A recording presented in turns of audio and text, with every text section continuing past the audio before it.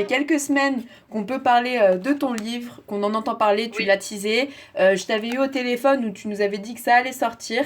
Il y a beaucoup de passages, il y a aussi beaucoup de photos où on peut voir l'évolution de Shanna, même des incroyables rencontres. J'ai vu ta petite photo avec P. Diddy, etc. Donc on voit mhm, plein de choses inédites, mais moi je trouve que ça m'a vraiment touchée. Après, je dis pas ça parce que ouah, je viens de le lire, il faut que je te parle, mais vraiment ça m'a beaucoup touchée. Donc déjà, bravo parce que t'as vécu pas mal de merci. choses et t'es une guerrière. Enfin, je veux dire, t'as beaucoup le sourire. Oui, tu as beaucoup craqué, que ce soit à l'écran ou même dans tes réseaux sociaux, mais il y a beaucoup de blessures que j'imaginais pas du tout et bravo en tout cas parce que c'est un beau combat. Merci. Et je voulais voir avec toi si tu pouvais m'évoquer le chapitre qui te tient le plus à cœur, par exemple. Maintenant que je l'ai lu, explique-moi s'il y en a un qui t'a un peu plus pris. Si tu en gardais qu'un seul, tu prendrais lequel? En fait, c'est assez compliqué parce que quand j'ai écrit ce livre, ça n'a pas été une partie de plaisir, clairement, parce que bah, il y a beaucoup de choses qui sont compliquées et qui sont tristes, surtout. Du coup, c'est dur pour moi de me dire de retenir quelque chose parce que c'est pas des choses. Je dirais la chose positive, c'est la musique qui m'est arrivée, que j'ai pu réussir mes clips, etc. Mais je dirais que c'est pas la chose la plus forte que j'ai vécue dans ma vie, même si j'ai réalisé un de mes rêves. Et pour moi, c'est assez difficile parce que il y a beaucoup de choses qui m'ont fait beaucoup de mal. Donc, je pourrais pas dire, genre, il y a quelque chose vraiment qui, je dirais peut-être, je sais pas, c'est. En fait, vu que c'est pas très positif ce qu'il y a dans le livre, parce que c'est que des choses tristes que j'ai vécues, même si là j'en parle avec, en rigolant, parce que voilà, c'est pas drôle, mais je vais pas non plus pleurer. Mais quand je dois parler de ça, c'est un peu compliqué. En fait, pour expliquer la vérité, quand j'ai écrit ce livre, je pensais pas que derrière j'allais devoir faire des interviews et encore en reparler, etc. Pour moi, ça y est, je me suis libérée et j'ai donné aux gens la possibilité de le lire et de pouvoir devenir plus fort parce que si moi j'ai fait ce que j'ai fait, vous pouvez le faire. C'est vraiment ça. Si je suis passée par ces étapes et que j'ai réussi dans ma vie à réaliser mes rêves, ça veut dire que vous pouvez le faire. Mais c'est vrai que du coup, quand je l'ai écrit, ça a été très dur. J'ai dû m'arrêter parfois parce que la personne avec qui je travaillais, elle me dit, mais envoie la suite, envoie la suite. En fait, pendant des années, j'avais écrit ce qui m'était arrivé. Oui, parce qu'il faut Et savoir qu'il y a... Quand tu commences ton livre, c'est en 2018 quand même. Il est sorti là en c'est 2020 ça, et ça commence par novembre 2018 où tu parles à une spécialiste de ton enfance. c'est Donc, ça, ma coach. Ouais, en fait, je parle à une coach que j'ai prise justement parce que j'arrivais pas à être heureuse. Enfin, j'essayais toujours d'être heureuse, d'avoir le sourire tous les jours parce que je suis quelqu'un qui est solaire quand même, qui est tout le temps joyeuse. Mais il y a quelque chose, j'avais ce petit nuage noir au-dessus de ma tête qui tout le temps me repoussait dans mes retranchements, dans mes mauvais retranchements où j'étais pas bien et je comprenais pas pourquoi. Donc c'est pour ça que j'ai décidé de voir cette personne. Et quand elle m'a dit que j'avais fait une amnésie de ce qui m'était arrivé, ce que j'explique dans mon livre, ça a été compliqué pour moi parce que j'ai dû faire un retour en arrière sur des choses qui m'étaient arrivées, notamment cette personne que j'ai croisée dans ce club de striptease, cet mhm. homme qui m'a fait des choses, je ne savais pas. Je ne me rappelais pas parce que j'avais mis tout ça de côté. Et du coup, quand j'ai dû réécrire et ensuite lui renvoyer pour que ça soit un peu en compressé, parce qu'il y avait tellement de choses, j'écrivais, que du coup, déjà ça a été très dur pour moi de réécrire tout ça. Et maintenant, aujourd'hui, quand on me dit, à chaque fois, parce qu'on me pose cette question, est-ce que tu peux nous parler d'un moment, c'est très compliqué parce que c'est que des moments qui ont été très difficiles pour moi. Donc de reparler spécialement d'un moment, je sais pas. Je suis pas Je très à l'aise. comprends. De l'écrire, c'est un fait, mais de le dire, c'est euh, c'est comme si je livrais réellement le sentiment que j'avais à ce moment-là. Tu comprends ce que je veux dire? Quand je l'écris, je suis seule face à mon papier. Oui, c'est un Je peu peux comme un pas faire journal passer une intime émotion. à ce moment-là. C'est ça, je peux pas faire passer une émotion, je peux pas montrer sur mon visage ce qui s'est réellement passé, ce que j'ai ressenti. Alors que là, de le dire, tu vois, ça me met dans une situation où je suis en mode non, j'arrive pas. C'est pour ça que je conseille aux gens d'ailleurs qui ont du mal à parler, à qui il est arrivé quelque chose, d'écrire, d'écrire sur un papier, d'écrire sur un journal, d'écrire parce que ça fait du bien. On a l'impression qu'on se livre à quelqu'un, mais on se livre à personne en fait. C'est juste que ça sort en fait, ça fait du bien.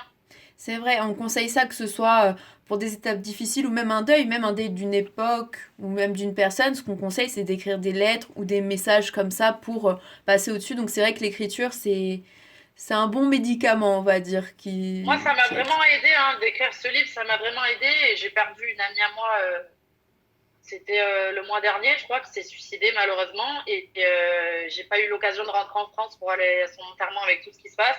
Et ben j'ai fait pareil, j'ai pris une lettre et je lui ai écrit tout ce que j'avais à lui dire. Je l'ai mis dans une enveloppe et ça m'a fait du bien parce que j'ai eu l'impression que j'avais pu lui parler, j'avais pu lui dire ce que j'avais à lui dire, comme si elle m'avait encore entendu en fait. Et automatiquement, on se sent libéré. C'est bizarre, mais ça libère d'un poids. Ça fait du bien. C'est vrai. D'ailleurs, tu lui avais rendu un hommage, il me semble. C'était comme ta deuxième maman, sur Instagram, Ouais, tu ouais, avais c'est dit, il me ça. semble.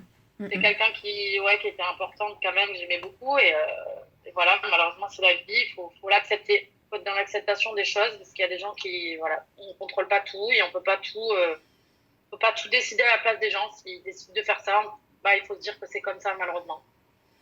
Je comprends, ouais. C'est sûr que c'est toujours délicat, quoi. Enfin, après, par chance, toi, t'as eu des moments durs. Enfin, par chance.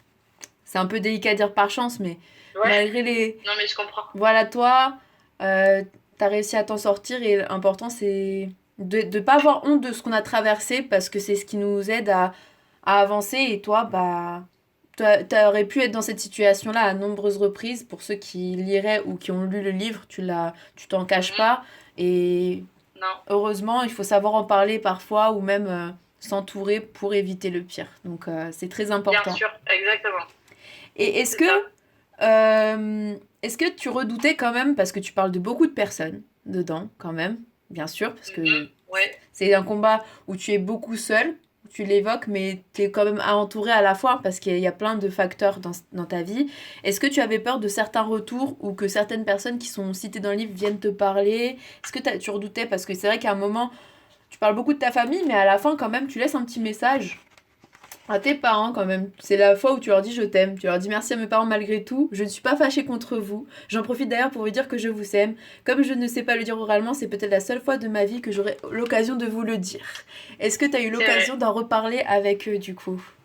De tout ça? Eh bien, j'ai eu deux réactions. J'ai eu la réaction de mon père qui m'a surprise, puisqu'il m'a dit que bon, bah, il avait été déçu un petit peu de ce qu'il avait lu dedans, ce que je peux comprendre, mais je lui en veux pas. Lui-même ne savait pas ce qui se passait.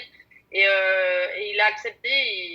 Il en a parlé à ma sœur en lui disant que voilà, que pour lui, bah, ça lui fait pas plaisir de voir ce qui est écrit dedans, mais si je l'ai vécu comme ça, si je l'ai écrit comme ça, c'est que c'est ce que j'ai ressenti, ce que j'ai vécu. Donc voilà, et je pense que en lisant ce petit message à la fin, il a compris que voilà, je leur en voulais pas. Et puis bah, ma mère, ça a été compliqué parce que elle est un peu plus fermée, je lui en veux pas, encore une fois. C'est comme ça, mais je pense que peut-être un jour elle le lira parce qu'elle l'a pas lu et voilà. Après c'est le choix de chacun. Après c'est vrai que j'ai pris cette décision d'écrire tout ça. Je sais que ça leur a pas fait plaisir, mais c'était pas eux pour. J'ai vraiment pas fait ça dans le sens où eux j'avais envie de leur faire du mal ou je peux comprendre qu'ils aient été touchés, mais c'est mon histoire. C'est pas vraiment leur. Je raconte pas. Je raconte ce qui m'est arrivé en fait. Même si eux sont dedans et que c'est un peu ça part de là, mais eux-mêmes ont énormément souffert, ont vécu 10 fois pire que ce que moi j'ai vécu.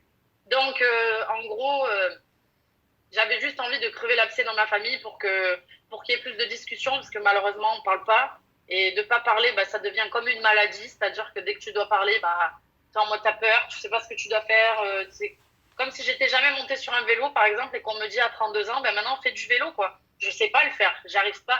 Et c'est la même chose avec ma famille, c'est qu'il n'y avait pas de conversation. Et avec mon père, ça a quand même débloqué pas mal de choses, avec ma mère aussi. Donc, je suis contente d'avoir fait ça parce que ça a permis à ma famille d'être un peu plus réunie, entre guillemets, je vais dire. D'accord, je comprends. Et il y a un moment, moi je l'ai vu, les internautes ont pas trop compris pourquoi, par exemple, Thibaut t'avait préféré le nommer T dans le livre. Il y en a, ils ont commencé à jeter des foudres, comme si tu dénigrais cette relation, alors que tu clames plusieurs fois qu'il n'y a pas de problème. Sur les réseaux sociaux, tu l'as déjà dit. Mais pourquoi, par exemple, cette personne-là, t'as préféré l'appeler T? Est-ce que c'était par respect pour Thibaut? C'était pour toi parce que t'avais pas envie de parler qu'on parle trop de Thibaut dans le livre, pourquoi lui c'est un T et les autres ex c'était des prénoms par exemple? Parce qu'aujourd'hui, Thibault est marié à un enfant, il vit sa vie normalement, et je vois pas pourquoi je vais commencer à balancer des trucs sur lui. Si j'ai mis T, c'est justement pour respecter et sa relation qu'il a aujourd'hui et ma vie personnelle où aujourd'hui c'est terminé et où les gens ne s'en remettent pas. Et même quand je fais des lives aujourd'hui, on me répond encore des trucs du style oui, alors avec Thibaut, enfin, je sais pas, à un moment donné, c'est bon, lâchez la grappe, lâchez-moi l'affaire avec ça. Aujourd'hui, il a sa vie, j'ai la mienne. Et c'était juste vraiment, ça n'avait rien à voir avec. En fait, à de base, je voulais pas en parler. Mais je me suis dit, si j'en parle pas, on va me dire que j'ai des choses à cacher. Alors que j'ai rien à cacher du tout, c'est juste que ça a été une histoire importante dans ma vie, mais qu'aujourd'hui c'est terminé, que c'est quelqu'un qui fait sa vie, je fais la mienne, et j'avais pas envie d'écrire Thibaut parce que c'est bon, il a sa vie, Monsieur Garcia a sa vie aujourd'hui, j'ai la mienne, et j'avais pas envie, je sais pas, c'est comme ça. Donc pour moi, j'ai juste appelé T, par respect autant pour lui que pour moi, tout simplement. D'accord.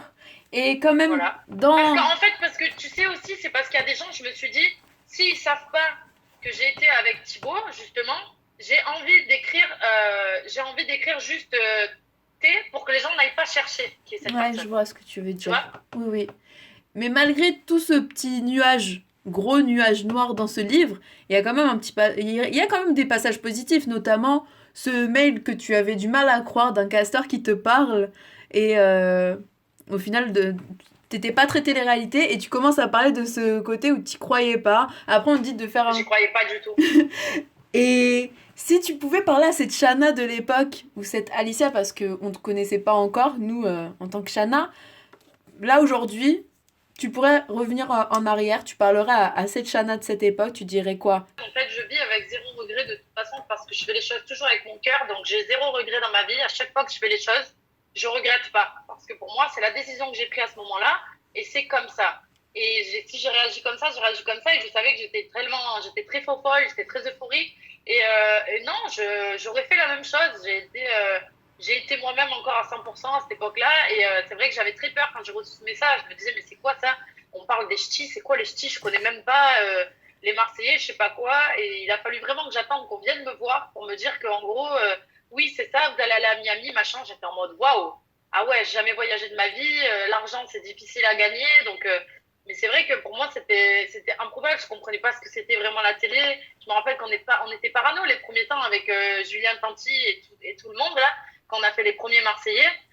Julien, il nous disait à tous balayez, balayez, genre en gros avec les yeux, il nous disait toujours de bouger parce qu'on avait peur, on savait pas comment se passaient les montages. On avait peur que si on était dans une position, par exemple, comme ça, et qu'il y a quelqu'un qui faisait une histoire à côté, qu'on allait nous mettre dans une position qui n'était pas la nôtre. Tu vois? Ok. Et en gros, c'était des trucs comme ça. J'en rigole aujourd'hui parce que voilà, mais c'était l'innocence de la télé à l'époque. Et non, j'aurais fait la même chose. J'aurais pas. Voilà. Et tu penses que c'est arrivé au bon moment où t'aurais aimé, si là t'avais une baguette magique, est-ce que t'aurais aimé être un peu plus jeune ou peut-être avoir attendre 1 ou 2 ans? Non, franchement, j'aurais rien changé du tout parce qu'aujourd'hui, tout ça, ça m'a permis de grandir avec la télé, de changer ma vie.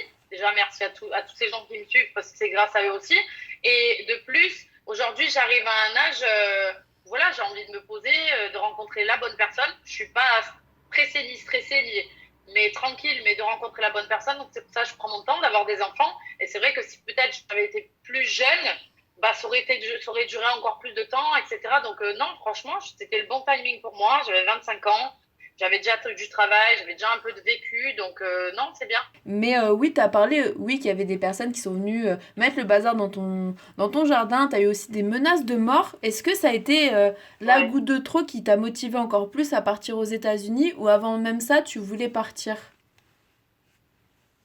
Bah, c'est sûr que clairement, j'avais envie de partir de la France, que j'en pouvais plus parce que je suis agoraphobe déjà de base. C'est très compliqué à gérer au quotidien, surtout quand tu es connu. Et c'est vrai que j'en pouvais plus de cette vie où je pouvais plus vivre normalement. Malheureusement, c'est les gens qui t'aiment bien, je sais, qu'ils ont envie de venir te voir, etc. Mais parfois, c'est malsain et les gens ne respectent pas. Et je pouvais plus, en fait. Je vivais dans la peur, dans la crainte. J'avais la télé qui était baissée, comme j'explique. La télé était baissée à fond. Je regardais les films sans son parce que j'avais peur d'entendre le moindre bruit de la personne qui rentrait chez moi. C'était horrible. Et c'est ce qui m'a vraiment poussée. Oui, il y a plein de choses comme ça qui m'ont poussée à vouloir partir de la France, que je ne supportais plus cette vie. Je ne supportais plus parce que j'aime avoir une vie simple. Malheureusement, quand tu es connu, tu peux pas avoir une vie normale. Ah, ça Après, c'est c'est sûr. normal parce que les gens viennent te voir, etc. Donc c'est mignon. Moi qui aime bien faire mes courses, qui aime bien aller faire mon essence, qui aime bien vivre normalement, je pouvais plus faire tout ça en fait. Ça devenait dangereux déjà parce qu'il y a des gens malsains qui venaient. Et je faisais des crises de panique, des trucs. Je pouvais plus, c'était pas possible. Donc ouais, ça m'a poussée à partir de la France, vraiment.